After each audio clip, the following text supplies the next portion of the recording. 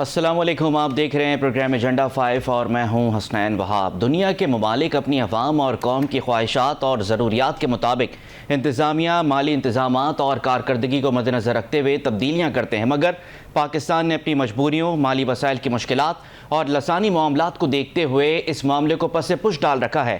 آج کا ایجنڈا ہے نئے صوبوں کا قیام۔ ملک میں نئے صوبے ضروری ہیں یا مجبوری؟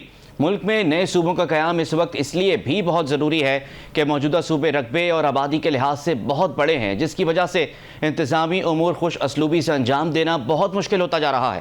بلوچستان کا رقبہ دنیا کے 172 ممالک سے زیادہ ہے۔ آبادی کی بات کریں، صرف پنجاب کی آبادی کئی ملکوں کی مجموعی آبادی سے زیادہ ہے۔ سندھ اور خیبر پختونخوا کی بھی یہی صورتحال ہے۔ یہاں یہ سمجھنا بہت ضروری ہے کہ وہی ملک خوشحال اور محفوظ رہتے ہیں جہاں اختیارات اور وسائل کو مرکز میں جمع کرنے کے بجائے صوبائی یونٹس کو بااختیار اور مضبوط بنایا جائے، عوام کی محرومیوں میں کمی کی جائے اور لوگوں میں سینس آف اونرشپ یعنی مالک ہونے کا احساس اور اعتماد پیدا کیا جائے۔ ایک رپورٹ کے مطابق اس وقت ملک میں 15 سے زائد صوبے بنانے کی گنجائش موجود ہے۔ بھارت میں اس وقت 28 صوبے یعنی 28 ریاستیں موجود ہیں۔ بھارتی آئین میں نئے صوبے بنانے کا طریقہ بڑا ہی آسان ہے۔ بھارت میں یہ کام حلقہ بندی کمیشن کی ذمہ داری ہے، جو الیکشن کمیشن آف انڈیا سے بالکل ایک علیحدہ ایک خود مختار کمیشن ہے۔ بھارت میں صوبائی حکومت کے ارکان حلقہ بندی کمیشن میں جا کر نیا صوبہ بنانے کی تجویز دیتے ہیں۔ کمیشن یہ جائزہ لیتا ہے کہ اس سے کیا فائدہ ہوگا۔ اس پر غور کرنے کے بعد کمیشن مرکز کو اپنی سفارشات بھیجتا ہے۔ اگر وہ یہ سمجھیں کہ اس کے واقعی ضرورت ہے تو نیا صوبہ تشکیل دے دیا جاتا ہے، مگر پاکستان میں یہ ایک مشکل ترین مرحلہ ہے جو آج تک طے نہیں کیا جا سکا ہے۔ بنگلہ دیش جو کبھی ہمارا ایک صوبہ ہوا کرتا تھا، آج وہ 8 صوبوں پر مشتمل ایک ملک ہے جس کی آبادی 17.5 کروڑ سے زائد نفوس پر مشتمل ہے اور پاکستان سے ترقی کے معاملے میں کہیں زیادہ آگے ہے، جبکہ ہم کم از کم 25 کروڑ کی آبادی تک پہنچ چکے ہیں۔ مصر میں 232 انتظامی یونٹس ہیں۔ جاپان رقبے کے اعتبار سے پاکستان سے کہیں چھوٹا ملک ہے، لیکن جاپان میں 47 ریجنز موجود ہیں اور پاکستان کے مقابلے میں آبادی کے لحاظ سے ایک چھوٹے ملک تھائی لینڈ کے 76 صوبے ہیں، حالانکہ اس کی آبادی صرف 6.5 کروڑ کے قریب ہے۔ پرتگال ایک بڑا ہی عجیب ملک ہے جو صرف 1 کروڑ سے زائد آبادی والا ملک ہے، جسے 1936 حکومتوں میں تقسیم کیا گیا ہے۔ پاکستان کا پڑوسی ملک افغانستان 34 صوبے، بحرین صرف 13 لاکھ سے زائد آبادی، پھر بھی 5 صوبے۔ امریکہ 52 ریاستوں کے ساتھ متحدہ رہ سکتا ہے تو ہمیں کیا مسئلہ ہو سکتا ہے؟ دنیا کے اکثر ممالک میں اقتدار میں عوام کی شرکت بڑھانے کے لیے نئے اور چھوٹے صوبے بنائے گئے ہیں تاکہ حکومت میں عوام کی زیادہ سے زیادہ شرکت اور ان کا زیادہ سے زیادہ عمل دخل ہو سکے۔ دنیا کے تمام ہی ممالک اس وقت اپنا انتظام زیادہ سے زیادہ یونٹس کو سپرد کر رہے ہیں۔ اس کی وجہ کیا ہے؟ سب سے پہلے انتظامی کارکردگی۔ ایک بڑی آبادی اور جغرافیائی رقبے کے ساتھ موجودہ صوبے ناقابل برداشت ہو سکتے ہیں، جس کی وجہ سے خدمات کی فراہمی اور مؤثر طریقے سے حکومت کرنا مشکل ہو جاتا ہے۔ چھوٹے صوبے زیادہ فوکسڈ گورننس کا باعث بن سکتے ہیں۔ دوسرا، علاقائی نمائندگی۔ نئے صوبے پسماندہ علاقوں کے لیے ایک مضبوط آواز فراہم کر سکتے ہیں، اس بات کو یقینی بناتے ہوئے کہ ان کے خدشات دور کیے جائیں اور ان کی ضروریات پوری ہوں۔ تیسرا، معاشی ترقی، جو سب سے اہم ہے۔ چھوٹے صوبے مقامی معاشی ترقی پر توجہ مرکوز کر سکتے ہیں۔ ترقی اور روزگار کے مواقع پیدا کرنے کے لیے اپنے منفرد وسائل اور طاقت سے فائدہ اٹھایا جا سکتا ہے۔ 2018 کے عام انتخابات سے پہلے ملک کی تینوں بڑی جماعتوں کو نیا صوبہ یعنی جنوبی پنجاب قائم کرنے کے حوالے سے اپنے منشور میں جگہ بھی دینا پڑی تھی اور اپنے ووٹر سے اس کے قیام کے لیے وعدہ بھی کرنا پڑا تھا۔ سب سمجھ رہے تھے کہ شاید اب کوئی پیش رفت ہوئی ہے، ہو سکتا ہے پاکستان میں صوبوں کی تعداد میں اضافہ ہو، لیکن ایسا ہو نہیں سکا۔ جنوبی پنجاب کے لوگوں کو جو امید ملی تھی وہ پوری نہ ہو سکی۔ اب ایک سوال یہ ہے جس پر ہر پاکستانی کو غور کرنے کی ضرورت ہے کہ امریکہ اتنا بڑا ملک ہے، سپر پاور ہے، اکانومی اتنی بڑی ہے، تمام وسائل موجود ہیں، امریکہ میں فی کس آمدنی بھی بہت زیادہ ہے، پاکستان اس کا مقابلہ نہیں کر سکتا، پھر کیا ضرورت تھی؟ کیوں وہ صوبوں کی تعداد بڑھا رہے ہیں؟ کیوں نئے انتظامی یونٹس بنائے جا رہے ہیں؟ ان کو کیا ضرورت ہے؟ زیادہ دور نہ جائیں، اس خطے کے ممالک کو ہی دیکھ لیں۔ ہم نے نمبرز آپ کے سامنے رکھے ہیں۔ آخر کیا وجہ ہے؟ کیوں نئے صوبوں کو ترجیح دی جا رہی ہے؟ یہ کیا فارمولہ ہے؟ جہاں جس ملک میں انتظامی یونٹس کی تعداد بڑھتی جا رہی ہے، وہاں ترقی ہوتی جا رہی ہے۔ اس وقت ملک میں ہر خاص و عام، ایک عام آدمی ہو، ایک تاجر ہو، ایک صحافی ہو، ایک سیاستدان ہو، سماجی کارکن ہو، ہر کوئی آج اس بات کی اہمیت کو سمجھ رہا ہے کہ اب وقت آ گیا ہے کہ پاکستان میں نئے صوبے بننے چاہیے۔ پنجاب گروپ کے چیئرمین میاں عامر محمود نے 3 ماہ قبل اسلام آباد میں ایک تھنک ٹینک کے سامنے ملک میں نئے صوبے بنانے کی تجویز رکھی تھی۔ ملک کو ترقی دلانے کے لیے صوبوں کی تقسیم کر کے 1 درجن سے زیادہ صوبے بنانے کا فارمولہ بھی پیش کیا تھا. انہوں نے کیا کہا تھا ذرا دیکھیے گا. ابھی تک کتنی امینڈمنٹس کی ہیں کانسٹیٹیوشن میں؟ 26. ہم ایک اور کرنا چاہتے ہیں. انڈیا میں سمپل میجورٹی سے پروونس بنتا ہے, اسی لیے وہ ہر الیکشن سے پہلے 1-2 نئے صوبے بنا لیتے ہیں. اور یہ ایک جگہ نہیں, جتنے صوبے میرے پاس لسٹ ہے پوری, جتنے صوبے وہ بناتے گئے ہیں اتنی اس کی پروموشن تیز ہوتی گئی, اور صوبے آپس میں مقابلہ کر رہے ہیں. ایکول اپرچونٹیز آپ کو تبھی ملے گی جب مڈل کلاس کو موقع ملے گا اور جب سسٹم آپ کو سپورٹ کرے گا کہ آپ آگے بڑھیں. آج ہمارا سسٹم بدقسمتی سے ہمیں آگے بڑھنے کے لیے سپورٹ نہیں کرتا. اس ملک نے صوبے نہیں بنائے, صوبوں نے مل کے یہ ملک بنایا, اور یہی فیڈریشن ہوتی ہے. بہت سارے ایسے کام ہیں جو فیڈرل گورنمنٹ کر رہی ہوتی ہے, اس کے پاس ٹائم نہیں ہوتا کہ وہ عام لوگوں کے گلی محلے کے مسئلے, ان کے لا اینڈ آرڈر کے مسئلے, اس پہ توجہ دے سکے. تو اس کے لیے صوبے بنائے جاتے ہیں. بلوچستان جو رقبے میں دنیا کے بہت سے ملکوں سے بڑا ہے, اور پنجاب, ہم نے تو کوئی سسٹم رکھا ہی نہیں, نہ ہمارا پروونس آبادی کے لحاظ سے ہم نے اس کو سوچ کے بنایا, نہ رقبے کے لحاظ سے اس کو سوچ کے بنایا. تو یہ آپ کو رشیا میں ملے گا جس کا رقبہ بہت بڑا ہے, آبادی اتنی زیادہ نہیں ہے, بٹ 70+ اس کے ایڈمنسٹریٹو یونٹ وہ بنا کے بیٹھے ہیں.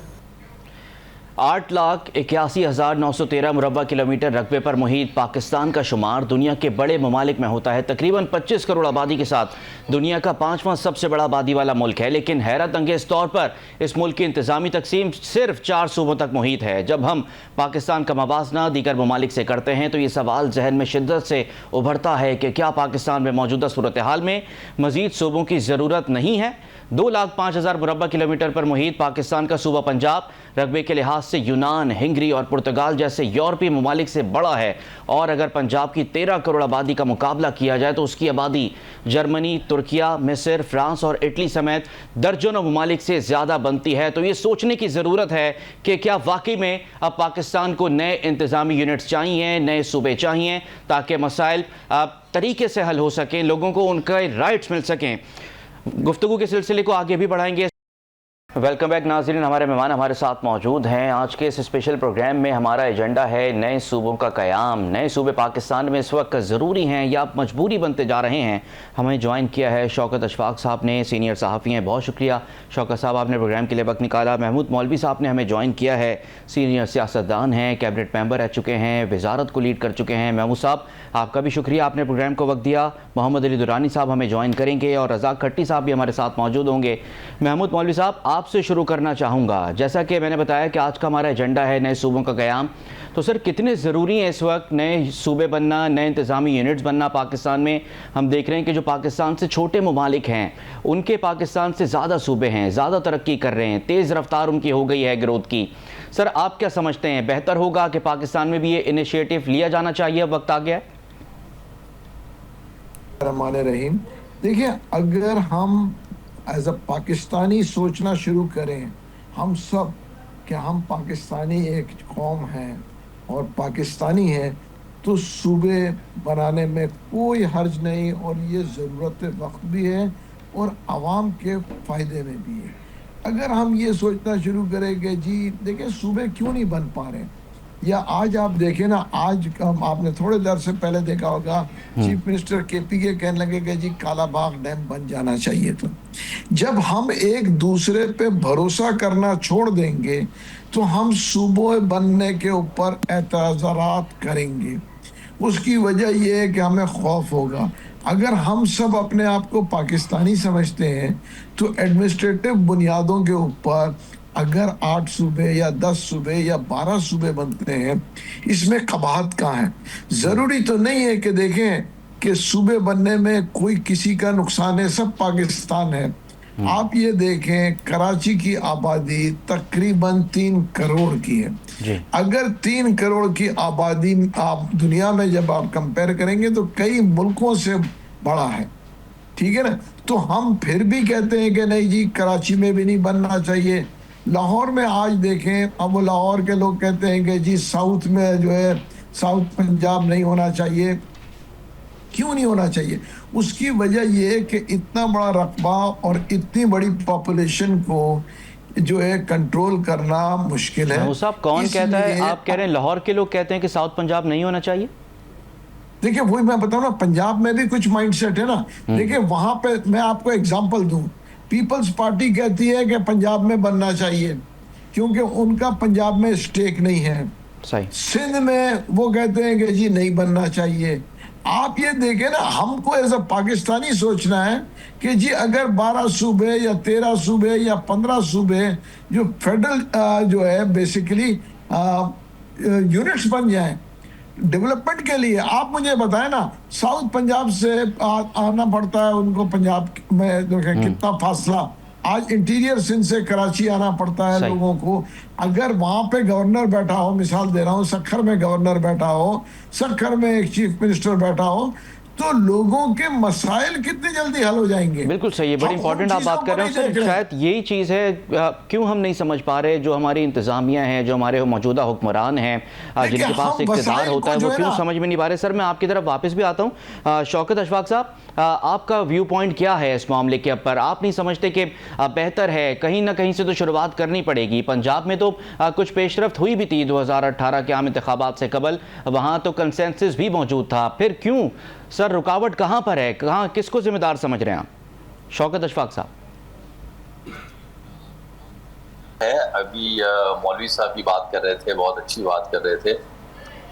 رکاوٹ جو ہے وہ صاف ہے, کوئی چھپی ہوئی نہیں ہے. اور جو بات آپ نے کی ہے کہ 2018 سے پہلے کنسنسس تھا, کنسنسس بنیادی طور کے اوپر اس وقت ہوتا ہے سیاسی جماعتوں کا جب عام انتخابات ہوا کرتے ہیں. اور عام انتخابات میں یہ پنجاب میں تو کم از کم اس کو سیاسی ایک سلوگن اور ووٹ حاصل کرنے کا ایک ٹول بنایا جاتا ہے, خصوصاً جنوبی پنجاب کے لوگوں کی میں بات کر رہا ہوں جی. اور یہ ایک بات دوسری طرف چلے گی, اس پہ بھی میں آپ کو بات بہت بہتر طریقے سے بتاؤں گا. بٹ جو آپ نے بات کی کہ صوبے بننے چاہیے, یہ ضروری ہے اور ضرورت ہے, بہت بہت ضرورت ہے. اس کی وجہ یہ ہے کہ اس وقت اگر پاکستان میں دیکھیں 4 اکائیاں ہیں, ایک پنجاب, سندھ, بلوچستان اور خیبر پختونخوا. اب اس میں اگر آپ ذرا غور کریں گے تو بہت معمولی آپ کو تھوڑا سا ذہن لگانا پڑے گا کہ پورے پاکستان کی پاپولیشن کا 70% جو ہے وہ پنجاب میں ہے. بالکل ایسا ہی ہے. اور رقبے کے لحاظ سے تو ظاہر ہے بلوچستان بہت بڑا صوبہ ہے, لیکن بلوچستان کی اتنی آبادی نہیں ہے. اور پھر سندھ میں ایک زیادہ آبادی ہے, پھر خیبر پختونخوا میں ہے. اب اصل جو بات ہے جو آپ نے کہی اور مولوی صاحب نے کہی کہ دراصل آپ اس کو ایڈمنسٹریٹیولی لے لیں, آپ اس کو دوسری ضرورت لے لیں, آپ اس کو سیاسی ضرورت لے لیں, لازمی طور پہ ود ان آئین جو ہمارا آئین ہے اس وقت ایگزسٹ کر رہا ہے, تو اس کے مطابق اس کے اندر رہتے ہوئے ہے, اس کے مطابق تو نہیں ویسے, کیونکہ آئین میں تو ابھی گنجائش نہیں ہے نا اس کی کہ آپ صوبوں کی تقسیم کریں, کہ جب کیونکہ آئین میں تو یہ ہے کہ پاکستان کے 4 اکائیاں ہوں گی, 4 صوبے ہوں گے, پھر بنے گا وفاق. تو سب سے پہلے تو یہ ہے کہ ہمیں اس کو ایڈریس کرنے کی ضرورت ہے جو سیاستدان نہیں کر رہے. اور جو 2018 کی آپ نے بات کی تو اس وقت ایک سیاسی طور پہ نعرہ لگایا گیا تھا, اور جنوبی پنجاب میں ایک سول سیکریٹریٹ بھی قائم کیا گیا تھا, وہ بھاولپور میں بھی قائم کیا گیا, ملتان میں بھی قائم کیا گیا. اور اس میں ایک نعرہ جو لگا تھا وہ بہت مطلب میں نہیں سمجھتا کہ وہ غلط ہے, کہ اگر آپ بھاولپور کو بھی صوبہ بنائیں اور ملتان الگ صوبہ ہونا چاہیے, اور پھر لاہور اور اس میں دوسری جو ہے جس طرح پوٹوہار کا علاقہ ہے وہاں, اور کراچی میں بھی اسی طرح اگر آپ اس کو بنانا چاہیں تو جو تقسیم اس میں ہو سکتی ہے وہ دراصل آئین کے مطابق آئین کے اندر رہتے ہوئے ہوگی. بلوچستان میں اگر آپ کریں گے تو بلوچستان بہت بڑا صوبہ ہے, کوئٹہ اس کا دارالخلافہ ہے, تو جو لوگ جو ہیں بالکل ڈیپ اس سائٹ پہ رہتے ہیں، ان کا تو سفر کرنا ہی بہت مشکل ہے. آپ اندازہ لگا سکتے ہیں کہ ان کے تک وہ چیزیں کہاں تک پہنچیں گے اور وہ کہاں تک اپنا جو ہے وہ لے جا کے کسی جگہ کے اوپر اپنا کام کروانے کے لیے وہاں پہنچ سکیں گے. خیبر پختونخوا کو لے لیں تو وہاں بھی اسی طرح معاملات ہیں کہ آبادی بڑھ چکی ہے. پاکستان میں جو سینسز لاسٹ ہوئے تھے اس کے مطابق 24 کروڑ آبادی، اور 24 کروڑ تو سینسز کے مطابق ہے جس کے اوپر آج بھی سندھ کا، کراچی کا اور باقی علاقوں کا تحفظات ہیں، سینسز پہ اعتراض موجود ہے. جی تحفظات بھی ہیں اور اعتراض بھی موجود ہے. تو اس کا مطلب یہ ہے کہ پاکستان کے اندر 24 کروڑ سے زیادہ آبادی ہے. بالکل صحیح. اس 24 کروڑ لوگوں کو بنیادی طور پہ ایڈمنسٹریٹ کرنے کے لیے ان کو اگر آپ سہولتیں دینا چاہتے ہیں، اول تو سہولت کیا دینی، جو آپ دیکھ رہے ہیں حالات اس وقت جو پانی آیا ہوا ہے اور سیلاب ہے اس میں کیا پوزیشن جا رہی ہے.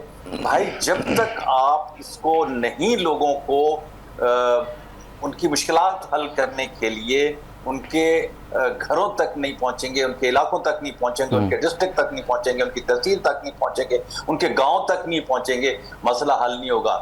دوسری بات جو ہے وہ بہت اہم ہے، میں آپ کو بتاؤں کہ یہ صرف اس حد تک نہیں ہوتا، بلکہ اس سے آگے سب سے بڑی بات ہوتی ہے کہ آپ نے جو ایڈمنسٹریشن کرنی ہے، کیا وہ مطلب ایک طرف پورے پاکستان کی 70% آبادی کا صوبہ، دوسری طرف جو ہے وہ 30% جو ہے باقی 3 صوبے. باقی پاکستان. کیا مطلب اس کا کیا ہے، اس سے کیسے آپ اس کو مطلب مینیج کر سکتے ہیں اور کس طرح آپ اس کو وہ کر سکتے ہیں. دیکھیں صوبہ بنانا کوئی بری بات نہیں ہے اور اس میں کوئی ایسی ابہام بھی نہیں ہے، اس میں ایسا کوئی مطلب آپ کہیں کہ لوگوں کی ضرورت بھی نہیں ہے.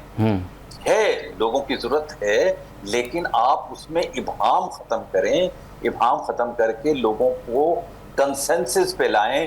کنسنسس اس چیز پہ لائیں کہ جناب جب صوبے بنیں گے تو وہ پاکستان کے آئین کے اندر اور سر جو آپ بات کر رہے ہیں یہی سب سے بڑا مسئلہ ہے، کنسنسس ہی ہونا پاکستان میں کسی بھی چیز کے اوپر سب سے بڑا مسئلہ ہے. شاید وہ اتھارٹی کا معاملہ ہوتا ہے، اقتدار کا مسئلہ ہوتا ہے، ہر دور میں نئی پالیسیز ہوتی ہیں. میں آپ کی طرف دوبارہ بھی آتا ہوں. رزاق کھٹی صاحب نے بھی ہمیں جوائن کیا ہے، بہت شکریہ رزاق صاحب، آپ نے پروگرام کو وقت دیا. رزاق صاحب ترقی ہم امریکہ کے جیسی کرنا چاہتے ہیں، برطانیہ کے جیسی کرنا چاہتے ہیں اور دیگر ممالک ہم سے آگے نکل گئے، لیکن وہ فارمولہ کیا ہے اس کو ہم مسلسل نظر انداز کر رہے ہیں. چھوٹے ملک اس وقت زیادہ یونٹس بنا کے ہم سے تیز ترقی کر رہے ہیں، لوگوں کو زیادہ وسائل مل رہے ہیں، وسائل کی جو تقسیم ہو رہی ہے وہ میرٹ پر ہو رہی ہے. سر کیوں ہمیں یہ سمجھ نہیں آ رہی بات، ہم کیوں اس چیز کو سنجیدہ نہیں لے رہے؟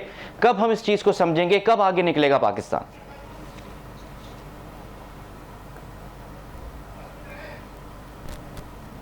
سمجھنے کی ہے وہ یہ ہے، یہ جو فیڈریشن بنی تھی یہ ایک الگ الگ ملک تھے جنہوں نے مل کے ایک فیڈریشن بنائی اور اپنا اسٹیٹس چینج کیا، ٹھیک ہے نا. دوسری بات یہ کہ جب پاکستان بن گیا، تقسیم ہو گیا برے صغیر، اس میں ہم نے ایک ایسٹ پاکستان ایک ویسٹ پاکستان بنایا، لیکن تاریخی طور پر آپ ان چیزوں کو کیسے جٹلا سکتے ہیں کہ جیسے ہی پاکستان بنا اور جناح صاحب گئے ڈھاکہ، انہوں نے پہلے دن وہاں جا کر کہا کہ ملک کی جو قومی زبان ہے وہ اردو ہوگی، حالانکہ وہ ہم سے وہ 53% تھے اور ہم 47% تھے، اور وہ سارے لوگ بنگالی بولتے تھے. اپنے کلچر کے حساب سے وہ بہت حساس تھے، اپنی زبان کے حساب سے بہت حساس تھے. اسی دن ہی ساری چیزیں کلیئر ہو گئی تھی. اب ہوتا یہ ہے کہ جو بنیادی چیزیں ہیں ترقی کی، میں ان سیاسی جماعتوں سے پوچھتا ہوں کہ انہوں نے لوکل باڈی سسٹم جو مشرف صاحب نے بنایا اس کو ڈسیبل کیوں کیا؟ یہ تو اصل ان کا ایشو ہے نا. ایک ٹھیک ہے ان دنوں کہا گیا کہ بھائی ایسی خواتین آئی ہیں سسٹم میں یہ وہ، لیکن پھر ہم نے وقت کے ساتھ ساتھ دیکھا کہ چیزیں بالکل پالش ہوئی، لیکن انہوں نے اس کو سیبوتاژ کیا. اور اس میں پھر ہم نے دیکھا کہ اب یہ نئے نئے بہانے بنائے جاتے ہیں. حالیہ دنوں میں ہم دیکھ رہے ہیں کہ پہلے صوبوں والی بات آئی، پھر یہ بارشیں ہوئیں، دریائی سیلاب آئے تو پھر کالا باغ ڈیم بنا دیں. مجھے یہ بتائیں کہ اس وقت پاکستان کے اندر آپ کے 13,000 جو ہیں وہ جی بی میں گلیشیئرز ہیں، جس میں سے 70% جو گلیشیئرز ہیں وہ اب گلنا شروع ہو گئے ہیں. ان میں سے بھی 3500 ایسے گلیشیئرز ہیں جو کسی بھی وقت پھٹ سکتے ہیں اور وہ ایک کسی بھی علاقے کو ڈبو سکتے ہیں. اب آپ کے یہ جو گلیشیئرز ہیں یہ پاکستان کا جو پانی ہے اس کی 70% ضروریات پوری کرتے ہیں. مجھے بتائیں کہ گلیشیئر جب کم ہوتے جا رہے ہیں, پانی ہے نہیں, تو آپ ڈیم کہاں پر بنائیں گے؟ ایک تو بات یہ. دوسری یہ کہ ابھی جو حالیہ سیلاب آیا ہے اس میں کون سی جگہ پر آپ ڈیم بنائیں گے؟ اور سارے دریا جو پنجاب سے آئے ہیں وہ سارے اوپر ہیں, اور ڈیم بنانے کے لیے آپ کو ایسی جگہ چاہیے جہاں آپ پانی اسٹور کر سکیں. اب وہاں سوسائٹیاں بنتی رہیں, کلائمیٹ چینج والے مکمل خاموش رہے اور تمام سرکاری اداروں کی رٹ نہیں تھی. نتیجے میں ہزاروں نہیں 35 لاکھ کے قریب لوگ ابھی پنجاب میں جو ہے وہ ڈوب چکے ہیں. یہ سیلاب جائے گا, بارشیں سندھ میں ہوں گی تو کیا ہوتا ہے, یہ تو ایک الگ بات ہے. واپس آتے ہیں صوبوں کے معاملے پر. بے شک آپ 10 کیا 1000 بنا دیں, لیکن اس کا آئین نے جو طریقہ کار طے کیا ہے, جب تک صوبائی اسمبلی اس کو 2/3 میجورٹی سے قرارداد پاس نہیں کرتی, دونوں ایوان یہاں پارلیمنٹ کے وہ اس کو پاس نہیں کرتے, پھر وہی آئینی ترمیم جب تک صوبے اس کو انڈورس نہیں کرتا, وہ صوبہ جو جس نے قرارداد پاس کی تھی وہ پھر صدر سائن کریں گے. یہ پورا پروسیس ہے. لیکن بد اعتمادی کا ایشو ہے ساری صورتحال کے اندر, خصوصاً سندھ کا. وہ اتنا ہے کہ سندھ کسی صورت میں 4 چیزیں آپ ذہن میں رکھ لیں, اس کا دریا, اس کی زبان, اس کا کلچر, اس کی حدود پر سندھ کے عوام کا جو رد عمل آپ نے کینالوں والے اس میں موومنٹ میں دیکھا, اور یہ ابھی اگر یہ اس کو بڑھایا جاتا تو یہ اس سے اور زیادہ. لیکن سر ٹھیک ہے, آپ صحیح کہہ رہے ہیں, وہاں تو کنسنسس ہے بھی نہیں سندھ میں, لیکن پنجاب میں تو کنسنسس تھا. وہاں بھی ہم نے دیکھا کوئی پیش رفت نہیں ہو سکی, صرف کاغذی کام تو ہوا. میرا خیال ہے یہ سیاسی نعرہ ہے, اس لیے پنجاب میں ساؤتھ پنجاب کی بات تو کرتے تھے, نون لیگ ایسا نہیں کرے گی. جی سر, شوکت صاحب آپ کمپلیٹ کیجئے, کیا کہہ رہے تھے سر؟ جی میں یہ گزارش کر رہا تھا کہ آپ فرما رہے تھے کہ 2018 میں جی الیکشن کے وقت ایک نعرہ لگا تھا, اور یہاں جو نعرہ لگا تھا وہی نعرہ یہ کمزوری ہے جنوبی پنجاب کے لوگوں کا ووٹ لینے کے لیے.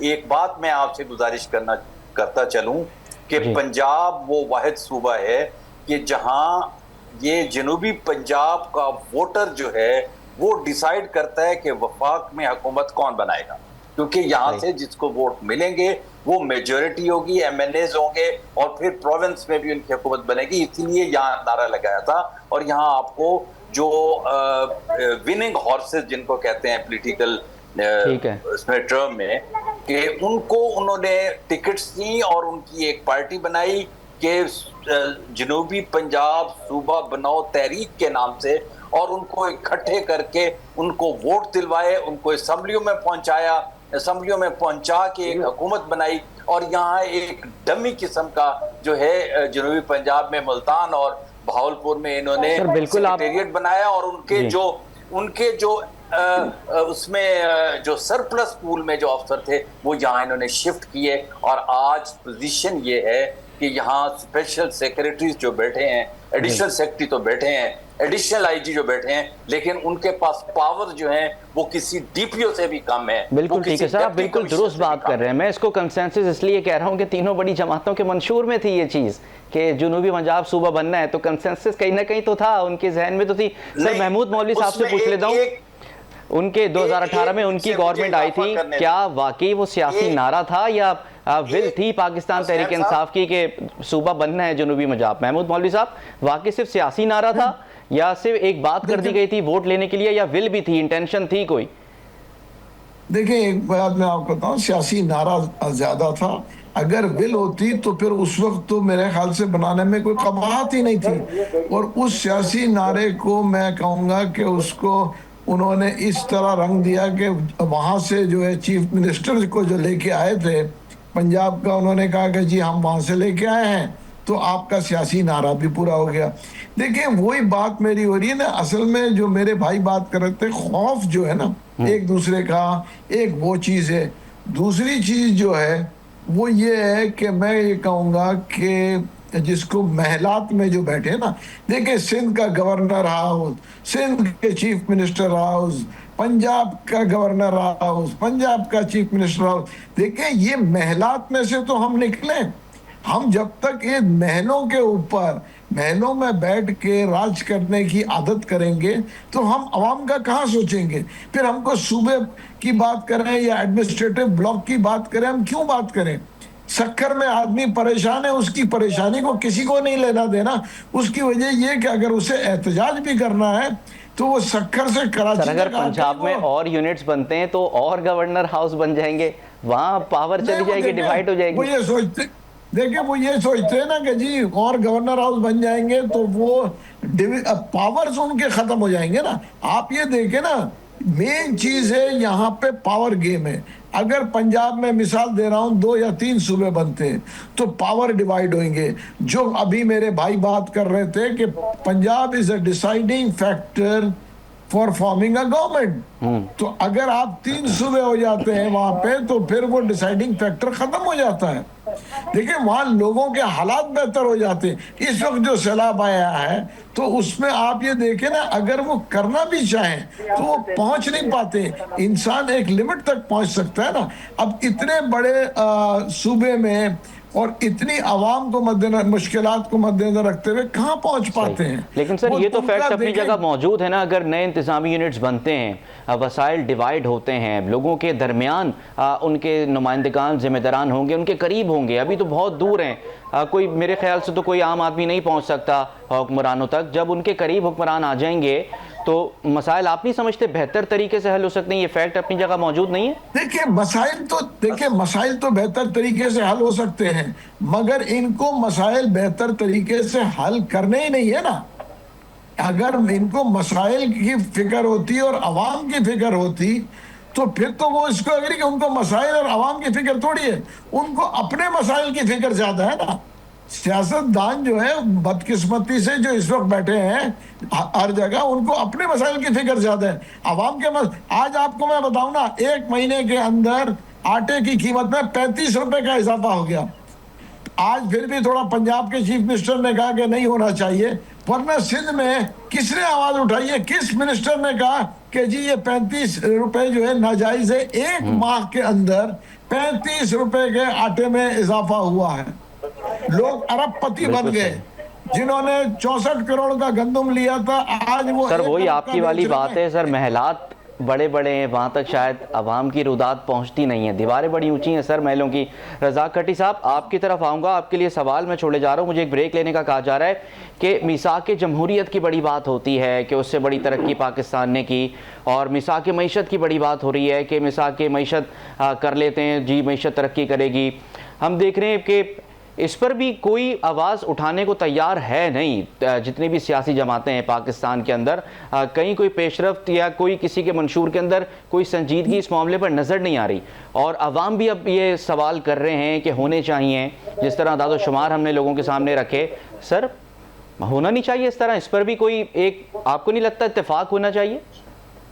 میرے خیال میں کہ اگر آپ اسلام آباد میں ہوں اور یہ جو اسمبلی میں جو چیزیں ہو رہی ہوتی ہیں تو آپ کو ان کی سنجیدگی کا اندازہ ہوگا. ان 17-18 سالوں میں جو 100 کال قسم کا جو تسلسل چلا ہے ڈیموکریسی کا، اس نے اصل میں سب کو کھول کر رکھ دیا ہے کہ ان کے اندر ہے کیا.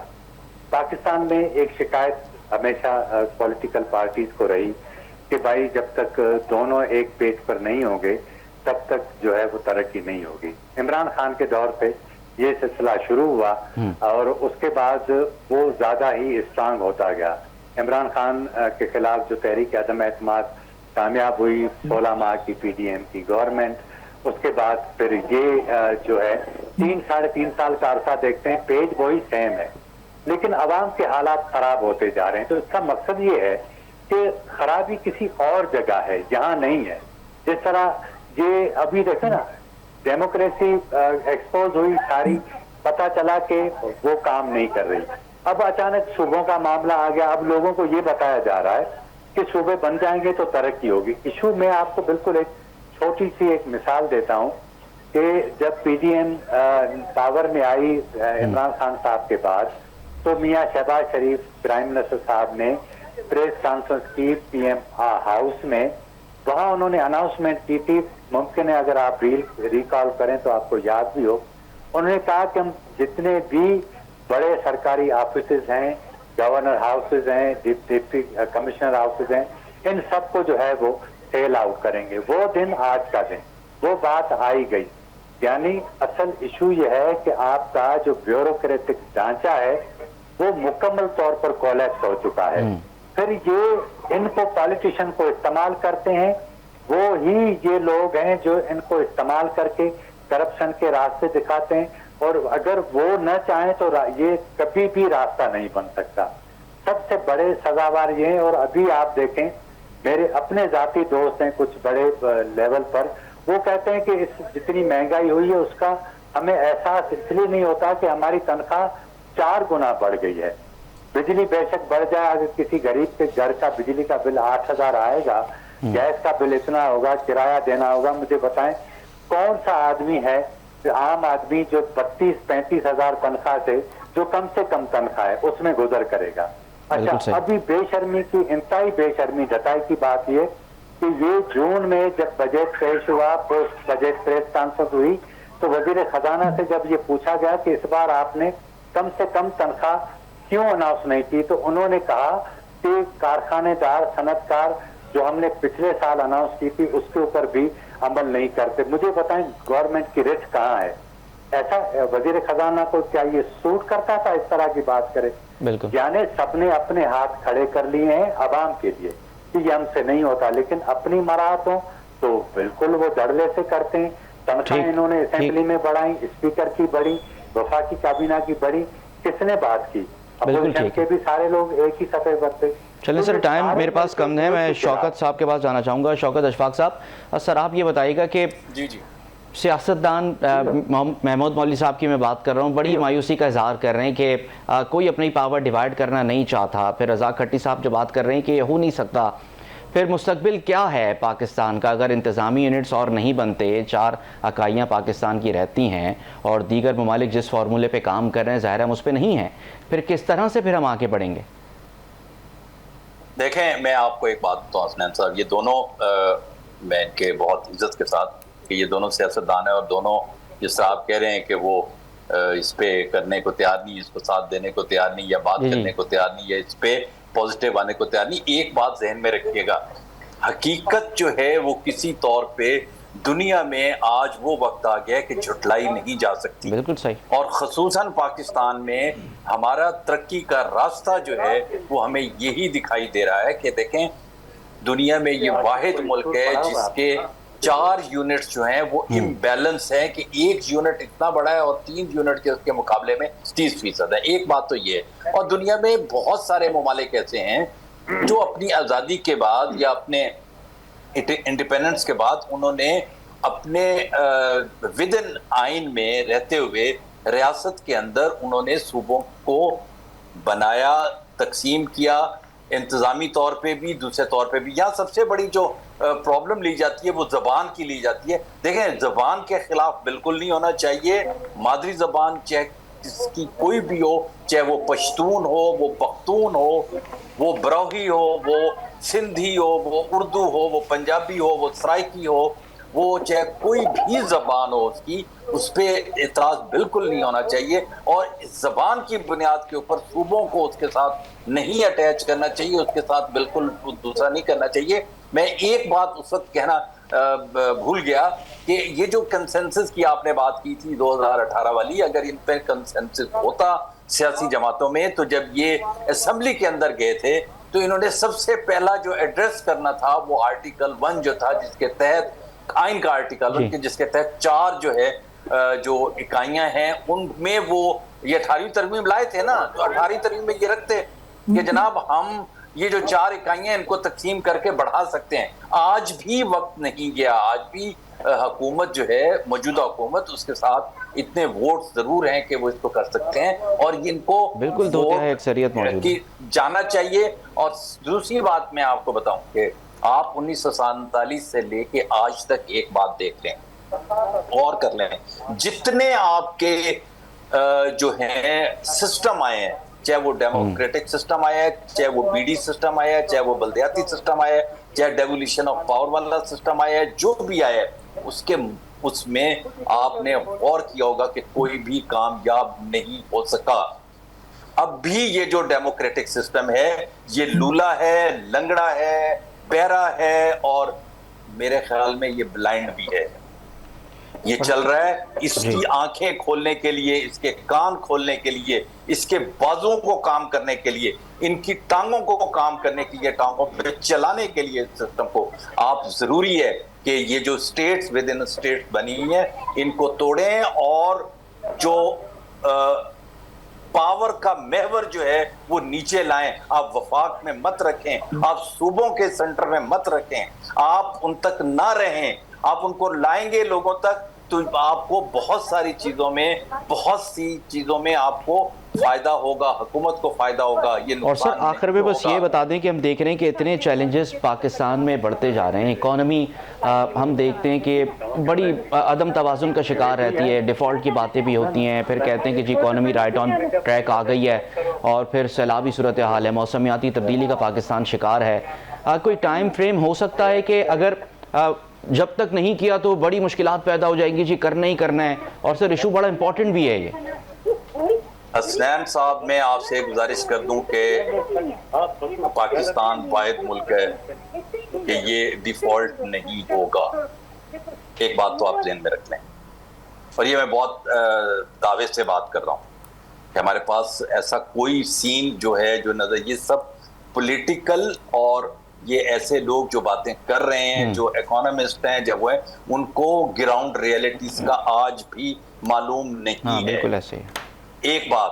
دوسری بات جو آپ نے کہی کہ آپ نے دوسری بات کون سی کہی ذرا کائنڈلی؟ سر میں کہہ رہا تھا کہ کوئی ٹائم فریم ہے کہ پاکستان کے اتنے چیلنجز ہیں کہ ہونا ہی ہونا ہے اس معاملے کو, مثال کے طور پہ 2030 تک یا اس سے آگے. اگر ہمارا اسٹیبلشمنٹ اور سیاستدان یہ اگر مل بیٹھے ہیں اور یہ تمام سیاسی جماعتوں کو ایک پلیٹ فارم پہ لائیں, میں آپ کو بڑی دلچسپ بات بتاتا ہوں کہ آج مجھے بتائیں کون سی سیاسی جماعت اس وقت ہے پاکستان کے اندر جو پاور میں نہیں ہے؟